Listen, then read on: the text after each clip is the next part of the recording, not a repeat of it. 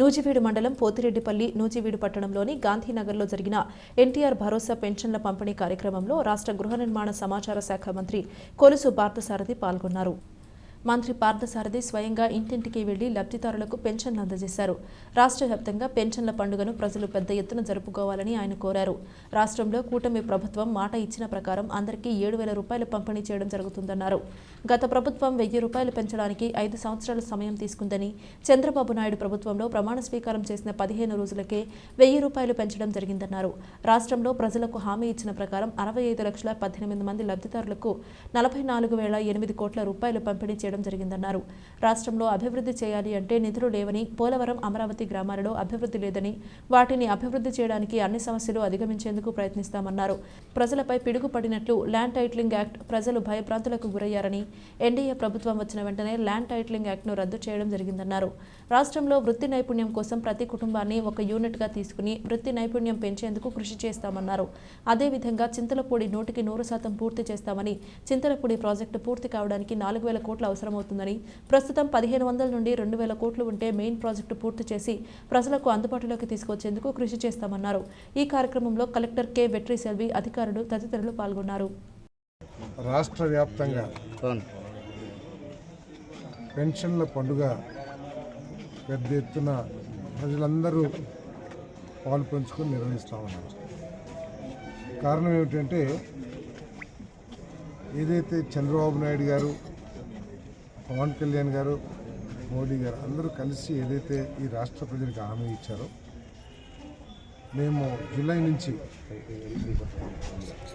పెన్షన్లో 3,000 నుంచి 4,000 రూపాయలు ఒక కేటగిరీకి, అంగవైకల్యం ఉన్న వారికి 3,000 నుంచి 6,000 ఒక కేటగిరీ, ఇంకా తీవ్ర అంగవైకల్యం ఉన్న వారికి 5,000 నుంచి 15,000, కొంత తీవ్రమైన ఆరోగ్య సమస్యలు ఉన్న వారికి 5,000 నుంచి 10,000 రూపాయలు. ఈ విధంగా 65,18,000 మందికి 4,408 కోట్ల రూపాయలు ఈరోజు పెన్షన్లు పంచబడతామని రాష్ట్ర వ్యాప్తంగా. గత ప్రభుత్వం 1,000 రూపాయలు పెంచడానికి 5 సంవత్సరాలు తీసుకుంటే, ఈ ప్రభుత్వం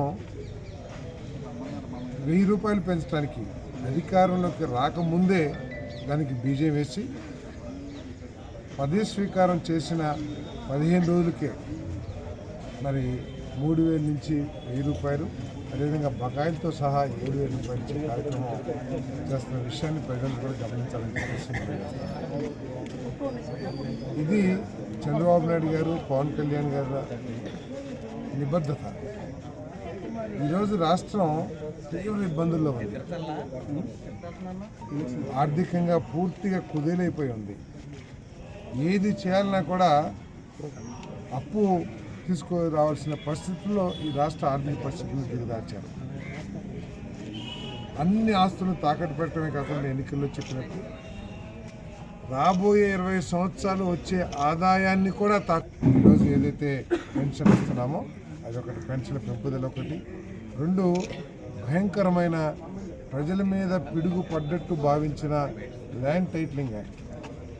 ముఖ్యంగా పేద వర్గాలు అందరూ కూడా తీవ్ర కలవరానికి గురయ్యారు. ఏమైపోతుంది, మేము తినక కష్టపడి కూడబెట్టిన సముద్రం కొనుక్కున్న ఆస్తి ఏమైపోతుంది అని ఒక భయం వారిలో కంపించిందని చెప్పేసి మనం చేస్తాము. మరి అటువంటి చట్టాన్ని పూర్తిగా రిపీల్ తీసేసి ఎటువంటి భయం లేకోకుండా ప్రజలకు భరోసా కల్పించడం కూడా మొట్టమొదటి సంతకంలో ఒక భాగం అని చెప్పేసి మనం చేస్తాము. అదేవిధంగా రాష్ట్రం మనకు తెలుసు, అభివృద్ధి పారిశ్రామికంగా కుంటుపడిపోయిన విషయం మనకు తెలుసు. ఏ రంగమైనా సరే అభివృద్ధి చెందాలంటే నైపుణ్యం కలిగిన మానవ వనరులు, నైపుణ్యం కలిగిన వర్క్ చేయడానికి మరి సిబ్బంది లేకపోతే మనుషులు కావాల్సిన అవసరం ఉంది. ఆ స్కిల్స్ కేవలం మన కాలేజీలు చదువుతున్న ద్వారానే రాదు. దాంతోపాటు ప్రభుత్వం ప్రత్యేకమైన శ్రద్ధ తీసుకుని ఆ వృత్తిలో ఏ వృత్తినైతే వాళ్ళు ఎంచుకుంటారో ఆ వృత్తిలో నైపుణ్యాన్ని కలిగించడానికి మరి స్కిల్స్ నైపుణ్యాలు పెంచాలనే ఉద్దేశంతో స్కిల్స్ డెవలప్మెంట్.